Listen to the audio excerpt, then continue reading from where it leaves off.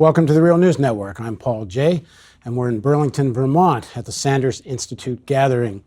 The gathering takes place as we begin the run-up to the 2020 elections, perhaps the most important elections, well, maybe anywhere ever, given what's at stake, with the climate crisis, with the threat of global war, another potential financial meltdown. Humans themselves are at stake here. And what happens in 2020 will go a long way to deciding what kind of future us humans have.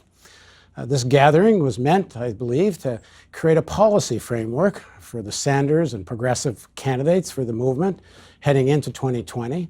The guideline here was don't trash Trump, talk about positive policy initiatives and a vision people can fight for. And now we're going to talk to some of the people who are involved on panels and making this gathering possible, and what was accomplished and what they think is going to happen next, what needs to be done. So first of all, joining us on my right is John Cusack. He's a writer, filmmaker, producer, and founding member of the Freedom of Press Foundation. John is also co-author of Things That Can and Cannot Be Said. RoseAnn De Moro is the former executive director of National Nurses United. She also serves on the board of Consumer Watchdog. And Robert Pollin is distinguished professor of economics and co-director of the Political Economy Research Institute at the University of Massachusetts, Amherst. Thank you all for joining us. Thanks for having us. RoseAnn, so the gathering was meant to create a policy framework, a vision of going forward.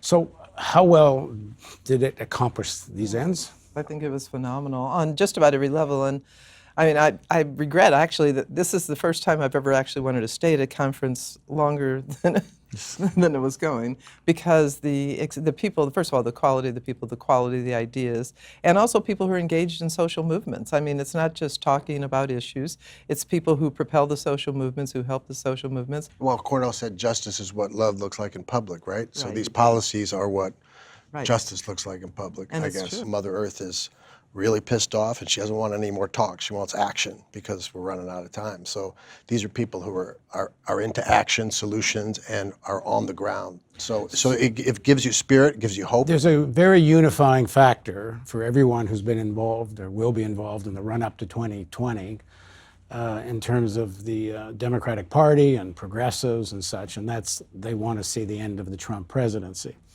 But there are some issues coming out of this gathering which are not so unified. For example, Medicare for all. Within the Democratic Party itself, there's people quite on other sides of that. A lot of people in the Democratic Party leadership don't think it's a doable thing. When they tried to pass it in California, when the nurses were so active, it was sections of the Democratic Party of California that actually stopped it from happening. Well, RoseAnn can speak more to the details of that, but all I can say is when I did the study commissioned by RoseAnn and the Nurses Union for California, I flew out to Sacramento, met with the state Senate one day, I think it was May 30th of 2017. The next day it passed. So it did pass the state Senate. And the thing that blocked it was, unfortunately, my old friend Jerry Brown. California was where the population, who absolutely was adamant was not going to go for this. Now there's a new governor, Newsom. He ran on Medicare for all. So we have to hold him accountable. And it could pass. It would actually be massively transformational for, California, where the population is roughly equal to Canada, to have this pass, which it wasn't too far off, thanks to the Nurses Union. It wasn't too far off just 1 year ago.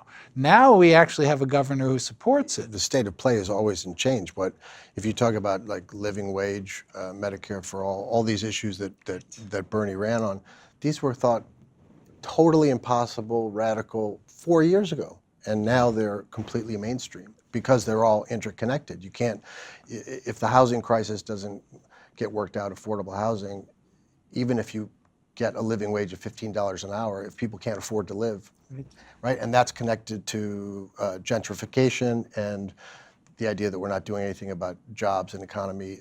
We can't even talk, in the Obama administration, we couldn't even talk about poor people. We could only talk about the middle class. In the Hollywood right? circles you travel. We are. I don't travel in Hollywood circles. He doesn't. No, he Well, hangs you with real know people. Hollywood circles. Yeah, You may I not mean, yeah. travel in them. Yeah. There was a real division during the primary in 2016. And after the defeat of Hillary Clinton, I talked to a lot of people in LA because I go out there fundraising, and they're blaming Bernie for Hillary losing. Are you feeling a shift in that move? So I hope to agree with God that. that I I hope to completely agree with God that the Democratic Party will get over itself and just understand that Bernie has brought the party to the left. Primaries for the people on the left are good for the candidates. Cynthia Nixon made Andrew Cuomo a better candidate, right? So the ideas, not the personalities, are what matters. That's what this place is about. The policies, the ideas that should outlast any individual. So that's what I think. I hope to God people aren't going to still do that petty infighting within the Democratic Party. But the we've donor class, shifted. and right? But we've shifted the debate. I mean, I was thinking when Bob and I started working together, like a long time ago now, and started working on ideas like single payer, and you did the first study, and this is what's interesting to me about this conference too. It's ideas into action, right? And so he did the study on single payer. At that point in time, the favorability of single payer was probably 30-40% or something. It was very You would know better than me. yeah, so that's what it was. And then, so he did the study. He also, worked with Sanders' office for us, with us, and even breaking through on, Capitol Hill in terms of what conventional wisdom is, the things we can't say and do, things that shouldn't be said at Capitol Hill because they're always looking for allies. Well, there are no allies, and that's finally, what we said to Bernie. There are no allies. You've stood alone for basically your history. This is, we firmly believe this is the will of the people. Bob Pollin's work buttressed that. We took it in motion. Bernie took it in motion, and we propelled the favorability of single payer on steroids. It's 70% favorability at this point in time. That's social change, because if you have people fighting for fundamental rights that's where you start breaking down hegemony, really. It's, why in the hell wouldn't people want health care, just a guarantee of health care? But it's strong, hegemony is strong. I live in the Napa Valley. Medicare for all means closing down private health insurance. It's a very powerful sector of the economy. It's totally entwined with Wall Street. I mean, there's no separation between private insurance and big finance. It's the same thing. And the tentacles of that Wall Street is in the Democratic Party, of course, in the Republican Party. Very powerful. So this is not just a war of ideas. It's a real war of interest. Yeah, but free market solutions are like great. That'd be a great thing if there are no human beings, but there are human beings. It doesn't work. It's like they're rigged markets. Well, the thing about Bob's study is he's addressed all of their objections, which is what I love about your new study. As well as I'd like to be the transition, Yeah, which right. you were like, you stopped and said, "Let me repeat this." Yeah. and you Go made on, it repeat it. Repeat it. The point is, well, first I want to address the donor class. That this is, real money. So we run our healthcare system at 18% of GDP. Other countries, 10, 9, 11%. That differential if we went from 18% to 11%, that's like $1.2 trillion. And that $1.2 trillion is what is landing in the pockets of the health insurance industries, the pharmaceutical industries. That's what they're fighting about, and they will fight to the bitter end. So, yes, it's a struggle. But as RoseAnn said, this is a true pioneer here. She mobilized this idea. I had nothing to do with the idea myself, frankly, until a couple of years ago when she asked me to get involved. And people see that this is a real simple thing, and you can deliver the healthcare, the assuredness that you can live your life without going bankrupt, and you can live at a higher level of higher standard of living with better healthcare and spend less money. That's it. And that's, you can call it socialized medicine, you can call it single payer, you can call it Medicare for all. That's what it is. But, what John mentioned, a lot of the way we get savings is we are going to see layoffs by definition. If we don't like the private health insurance industry is going to be extinct, and that means all the workers are going to be laid off, all of them. That's 800,000 people. So one of the things we do in our study, to my knowledge, the first time anyone is bothered, is to say, well, what do we do about those 800,000 people? And we put a lot of time into working through what we call a just transition to get these people support when they lose their jobs, to get them into new opportunities. That's the solution.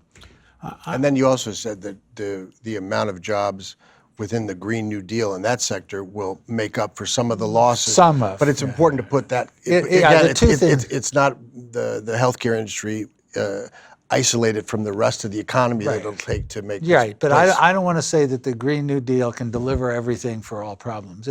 It'll get you some of the way.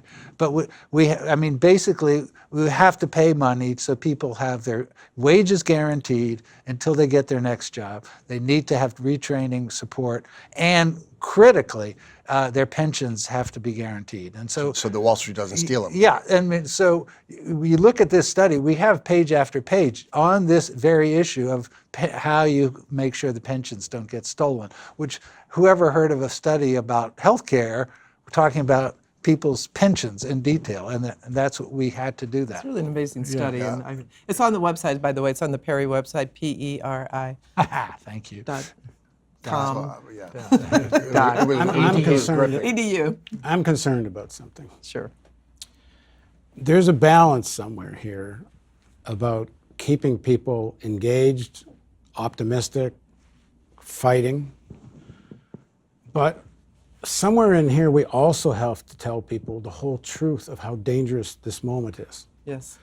They told it here. They did. Well, They I did. honestly didn't. I didn't didn't hear hear as that? much. Okay, you know- Not as much. Well, Let yeah. me say, like we're Actually, that's fair. You know, we're what, less than a couple of decades away from anywhere from 1.5 to 2 points Celsius, this critical threshold that will change life as we know it on Earth.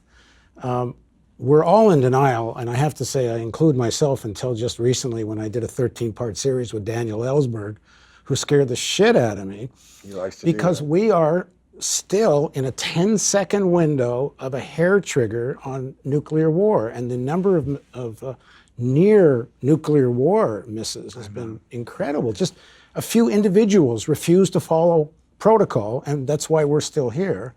And it's worse, they're going to spend $1 trillion. Both Russia is going to spend $1 trillion and the United States, most of it in the next 10 years, upgrading the nuclear arms arsenal. It's basically just a way to plunder.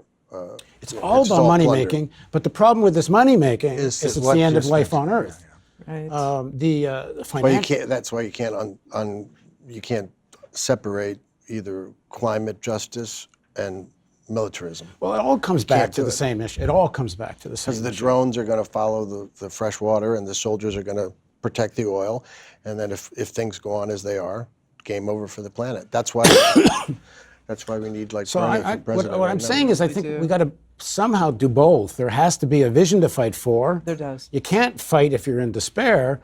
On the other hand, we got to tell people the whole truth about how dangerous this moment I is. agree with you. And you know, the other night we were having dinner with Dr. Carnell West, and I, you know, just kind of in a relaxed state over dinner, I said, "So Carnell, how bad do you think this is?" Because obviously he's one of the great minds of our time. And the way he responded, I mean, it was kind of visceral. Didn't you think so?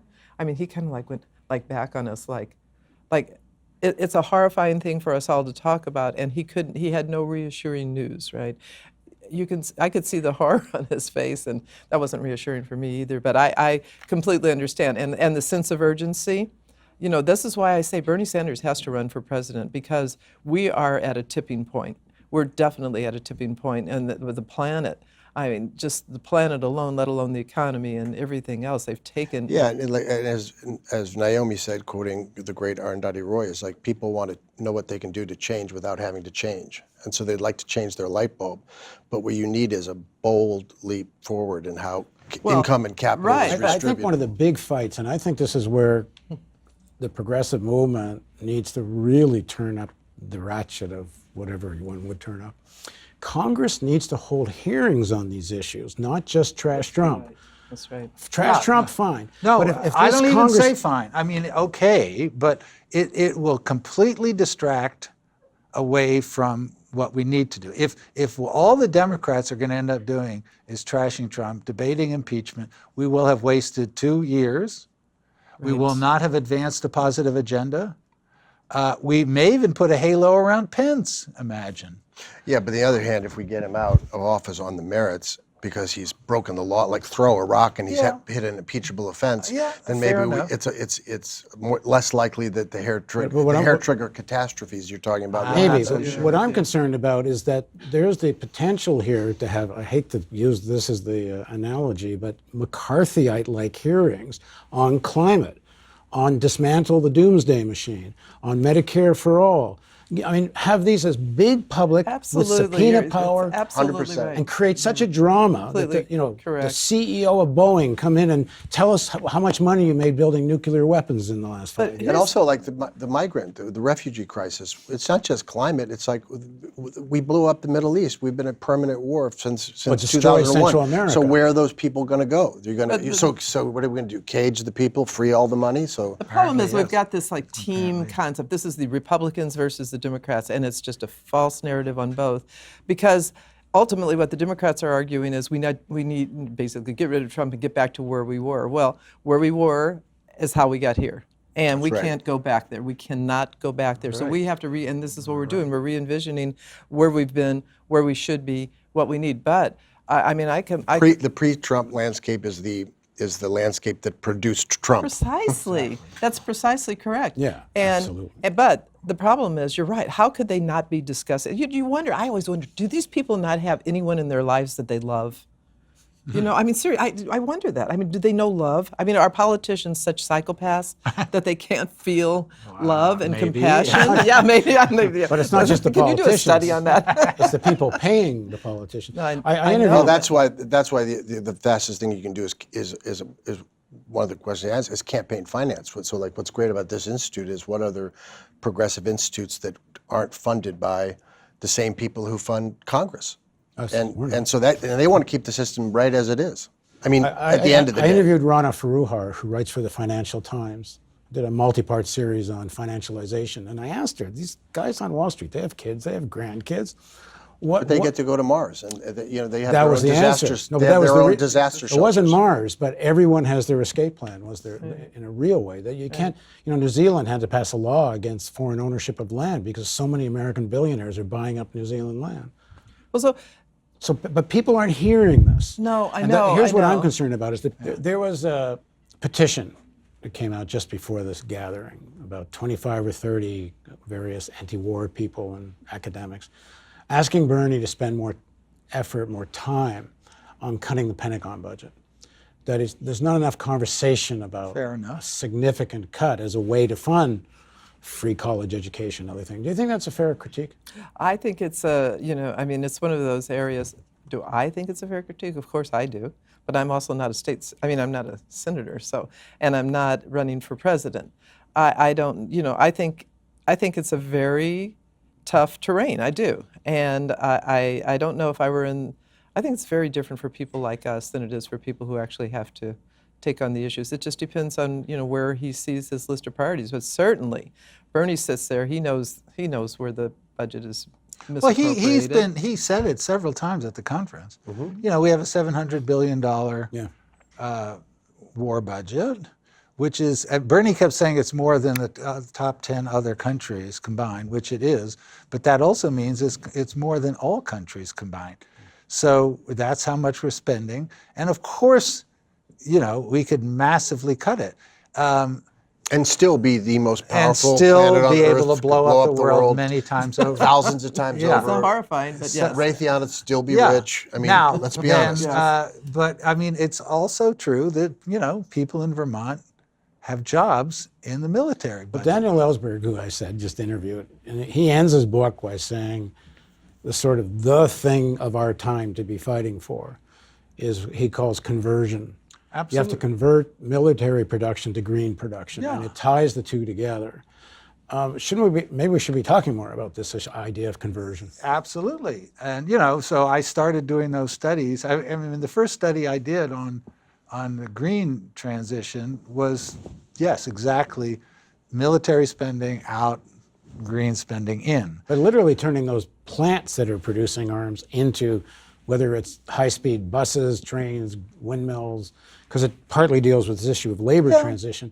Because what senators or others are afraid of raising the issue is because the arms industry is, as everyone knows, make sure every single state has a nice piece of the pie. Yeah, and they do. I'd just say Bernie Sanders knows. I heard that this conference a lot. If I were running a campaign for president, if I were advising Bernie Sanders, I would run on basically enfranchising the working people of this country. And if I were Bernie Sanders, I would focus there because he knows right from wrong. He has got a moral center like no one that sits in that Congress. I mean, obviously, he does. He knows. I mean, he's not changed in all of these years. But workers are hurting, families are hurting, and that's not like rhetoric, that's real.